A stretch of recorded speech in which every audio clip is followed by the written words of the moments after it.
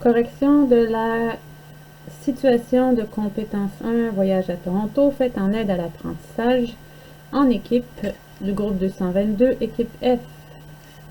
D'abord, équipe F, votre en-tête n'est pas des plus fameuses, hein, pas de titre, c'est pas clair. En tout cas, ça marche pas, votre en-tête. Faites-moi une en-tête qui a de l'allure la prochaine fois. Vous savez comment faire une en-tête. Faites une en-tête officielle. Alors, quand je corrige ce genre d'évaluation-là, ce que je fais en premier, c'est de regarder si je serai capable de me diriger dans la résolution ou dans la démarche sans problème. Si je vais être capable de suivre votre raisonnement, si c'est clair. Alors, quand je regarde, je vois qu'il y a des sections, hein, des sections un peu artistiques. Là. Il y a comme une étoile bleue puis une étoile verte. Déjà, il y a des sections, il y a des intertitres, j'aime ça. Il y a des petits intertitres ici qui auraient peut-être gagné à être écrits un peu plus gros, mais quand même, il y a plusieurs intertitres. C'est écrit de façon claire. Bon, les séparations entre les sections sont un peu, encore une fois, artistiques, mais ce sont des séparations, on les voit. Il y a une numérotation. J'apprécie énormément la numérotation 1, 2, 3, 4. C'est vraiment bien. Vous avez fait des erreurs, mais les avez biffées. C'est excellent de ne pas les effacer, de les laisser pour que je puisse les voir. Ce que je vais faire ensuite, ça va être de voir si vous respectez les 4 contraintes majeures de la situation, contraintes dont il était question dans la petite vidéo où j'explique la grille de correction. Alors, ces contraintes-là arrivent le plus souvent vers la fin de ta situation. Donc, la première contrainte disait, l'élève comprend qu'il doit déterminer l'argent amassé au total avec les 3 modes de financement. Tu le fais ici. Ça aurait été agréable que tu m'écrives ce que tu faisais. Donc, je cherche le montant amassé jusqu'à maintenant. L'autre majeur, c'était l'élève comprend qu'il doit déterminer le coût total. Alors, le coût total, c'est un retour au 100% qu'on fait ici. Alors, tu me fais les flèches, mais tu ne me fais pas le lien multiplicatif. Et tu vas faire ça sur le côté-là. Là. En tout cas, on verra tout à l'heure si le concept est bon. Une chose est certaine, tu le fais. Tu retrouves le coût total, donc ta majeure est respectée. Tu trouves ce qui reste à ramasser aussi, ici. Et finalement, par un calcul, tu détermines le nombre d'heures nécessaires pour ramasser cette somme. Donc, les 4 majeurs sont respectés. Nous allons aller voir les mineurs maintenant. Et pendant que nous allons faire les mineurs du critère 1, qui s'appelle la manifestation de la compréhension, on va également regarder si ce sont les bons concepts que tu mobilises et si tu les mobilises adéquatement. Et ça, c'est le critère 2 qui parle de ça. On va commencer par la première section, celle que tu as appelée de façon très littérale, les ventes d'agrumes. Alors, les ventes d'agrumes. Les ventes d'agrumes, c'est un intertitre de français. Hein? C'est comme le titre d'un chapitre en français. Ça aurait été agréable que tu écrives l'argent amassé par les ventes d'agrumes. Donc, tu m'indiques ce que tu cherches. Tu dois m'indiquer ce que tu cherches dans ton intertitre. Ce n'est pas un intertitre littéral comme en français. C'est pas une Madame, je vais vous raconter l'histoire de la vente d'agrumes. C'est pas ça. C'est je cherche le montant amassé par la vente d'agrumes. Montant amassé par la vente d'agrumes. Ici, excellent.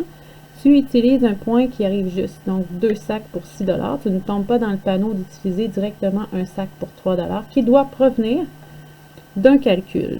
Un calcul que tu fais ici d'une façon un peu étrange, hein, parce que tu mets divisé par 2 égale un sac égale 3 $. Donc là, il y a un non-respect des conventions mathématiques. Fais une proportion, ça va être réglé. Hein? Fais-toi une proportion. Donc, 2 sacs pour 6 $ égale divisé par 2, divisé par 2, un sac pour 3 $. Hein, comme ça, tu respecterais les conventions, ce que tu ne fais pas ici. Ensuite, un sac fois 20 sacs, ou fois 20, égale 20 sacs. 3 $ par sac fois 20, 60 $. Là, tu pourrais mettre 20 sacs. C'est bon, les concepts sont mobilisés adéquatement. Il y a des petits problèmes avec les unités des fois. J'aime ça, le total de sacs, que tu as écrit total de sacs ici. J'aime beaucoup ça. Attention à ce genre de suite d'opérations pas vraies, ça c'est vraiment tendancieux, mais tu respectes la mineure, qui était l'élève comprend qu'il s'agit d'une situation de proportionnalité et tu mobilises les concepts adéquatement. On va voir la deuxième section que tu as appelée vente de boîtes de thé vert. Encore une fois, une intertitre un peu trop littérale. Tu aurais pu marquer somme amassée par la vente de boîtes de thé vert, puisque c'est le but ici, de déterminer la somme que tu auras amassée. Somme qui doit être celle-ci, j'imagine, hein, ça doit être ceci. C'est super bien que tu me mettes du fluo sur la réponse finale de la section. J'aime beaucoup, beaucoup ça. Ça m'aide beaucoup à voir quelle est la réponse finale de ta section. Ici. Alors, première contrainte mineure dans cette section, c'est l'élève comprend qu'il s'agit d'une situation inversement proportionnelle. Alors ici, moi je le sais que tu fais le produit constant. Ça aurait été agréable que tu me l'écrives. Ça aurait été approprié que tu m'écrives déterminer le produit constant dans un intertitre, par exemple. Et pour me justifier pourquoi tu as le droit de déterminer ici un produit constant, tu aurais pu spécifier qu'il s'agit d'une situation de variation inversement proportionnelle. Ça aurait été hyper précis. Ici, tu trouves le prix pour une boîte grâce au produit constant, c'est parfait, et tu trouves l'argent. Tu mets boîte, pas de « donc on pense que c'est 32 boîtes fois 6 $ la boîte, j'imagine, 192 $ en tout. En tout, non. Le en tout, il était 960. Donc, c'est pour la vente des 32 boîtes. Donc, des intertitres ici et ici eût été bienvenus. Et finalement, ici aussi, ça m'aurait pris un intertitre, c'est-à-dire, tu fais ici un calcul pour déterminer la partie que Rose conserve, c'est-à-dire le 3/4. C'est bon. C'est bon comme partie. Avec les petits intertitres, là, je rajouterai les intertitres, ça irait très bien. Alors, on est rendu à la troisième section. Il y a également deux mineurs dans cette troisième section, soit l'élève comprend qu'il y a relation de proportionnalité entre le diamètre de la chandelle et son coût, et l'élève tient compte de la portion conservée par Rose. Alors, on dit pour la relation de proportionnalité. Je pense qu'ici, tu te trouves un genre de lien multiplicatif que tu vas appliquer aux deux autres. Mais c'est pas clair parce que tu ne me l'écris pas.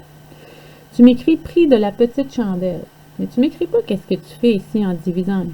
Je sais que ce que tu trouves, c'est un taux unitaire, mais c'est pas clair parce qu'en plus, tu n'écris pas 2 $ le centimètre. Donc, un intertitre qui aurait écrit déterminer le taux unitaire aurait expliqué tout le reste. Parce qu'après, je ne sais pas pourquoi tu décides de faire cette multiplication-là. Tu ne me l'as pas dit que c'était une situation de proportionnalité. Donc, si tu avais écrit situation de proportionnalité, si tu m'avais dit je cherche le taux unitaire ou le lien multiplicatif, ça aurait été. Et là, ici, coût du modèle 2, coût du modèle 3, encore des intertitres qu'on aurait pu ajouter pour faciliter la compréhension. Mais sinon, tu effectues tes calculs adéquatement. Tu vas aller, une fois que tu as trouvé le prix unitaire, multiplié par le nombre de chandelles vendues, trouver un total qui est important de mettre en relief. Ce total-là, c'est vraiment important de le mettre en relief parce que c'est l'argent amassé. Et ensuite, on va aller prendre en considération, ici, on va prendre en considération la partie, le pourcentage qui est conservé par Rose. Tu le fais, tu m'indiques pas ce que tu fais encore une fois. Et ce que tu fais là, tu me dis 402,50 moins 30% égale 120,75. Je pense que c'est 30% de, c'est pas le moins, là. Donc ça, c'est pas bon. Et fois 30, fois 0, ok, oui, je comprends. Alors ici, ça c'est une menterie, mais ici, ce que tu fais, c'est bon. Par contre, il y a une opération implicite. Comment tu es passé de 30% à 0,3, je sais pas quoi. Alors ça s'appelle une opération implicite. Pour toi, c'est tellement évident que 30%, c'est 3 dixièmes, que tu ne m'as pas expliqué d'où il venait. Tu dois le faire. Tu dois m'expliquer d'où il vient. Comment tu passes de 30% à 30 centièmes ou 3 dixièmes, tu dois me l'expliquer. Ici, quand tu fais des résultats, mets toujours tes unités de mesure. Là, il manquait un intertitre aussi, on l'a vu tantôt. Ici, tu me fais un beau retour au 100%, il aurait fallu m'écrire ce que tu cherchais. fait un beau retour au 100%. Tu mets des belles flèches, mais il n'y a pas de lien multiplicatif. Puis après, tu vas faire une espèce de machin qui a étrangement l'air à un produit croisé. Étrangement. Ou non, pas un produit croisé, hein, parce que tu fais comme ça, comme ça. C'est un peu bizarre. Je ne sais pas pantoute pourquoi diviser par 60 multiplié par 100. J'ai aucune idée. Je comprends pas pourquoi tu fais ça. Ça va même pas dans le même sens que la flèche. Tu me l'expliques pas, t'écris rien. Donc encore une fois ici, là, c'est pas clair ce que tu fais. C'est difficile à suivre quand même. Mais tu arrives à la bonne réponse. Mais à la limite, comme tu m'expliques pas ce que tu fais, je pourrais mettre une erreur de concept ici. Attention. Parce que tu aurais pu sinon prendre la réponse sur le bureau du voisin. Parce que c'est pas clair que tu comprends ce que tu fais. Ici, quand tu trouves le temps nécessaire, tu décides de... Bon, d'abord, tu m'écris une menterie. Hein, 216,50 divisé par 5 de l'heure, ça donne 43 et 3 dixièmes, mais ça donne pas 43 et 3 dixièmes plus 1. C'est pas vrai. Ce que tu veux me dire, c'est que tu arrondis à l'entier supérieur. Et soit tu dois le faire en justifiant. Tu dois m'écrire pourquoi tu arrondis à l'entier supérieur. Parce qu'habituellement, on aurait arrondi à 43, pas à 44. Donc là, tu n'as pas justifié. Alors, sur les 3 critères de ta C1, dans le critère 1 qui est manifestation de sa compréhension de la situation, tu as A, qui est 40. Et c'est bien, hein, parce que c'est celui qui fixe le maximum pour les autres. En ce qui concerne les concepts, j'aurais pu me permettre de t'enlever... je comprends pas ce que tu fais en divisant par 60 en premier. Fait que j'aurais pu me permettre... Peut-être que tu reviens à 1%. Mais il faudrait me le dire. Pour de vrai, fais attention à l'examen, je risque de te mettre une erreur de concept. Mais sinon, ici, je vais te mettre 40 A. Mais pour le critère 3, ça va moins bien. Ça va vraiment moins bien. Alors, il manque des intertitres énormément. Il manque des unités de mesure à plusieurs endroits. Il y a des opérations implicites. Il y a des opérations qui manquent. Hein? Tu n'as pas justifié. Alors, clairement, pour ce point-là, c'est D avec 8. Et ça fait mal. Ce qui vous fait 88%. Faites attention à la C1 de cette semaine pour ne pas tomber dans ces mêmes travers.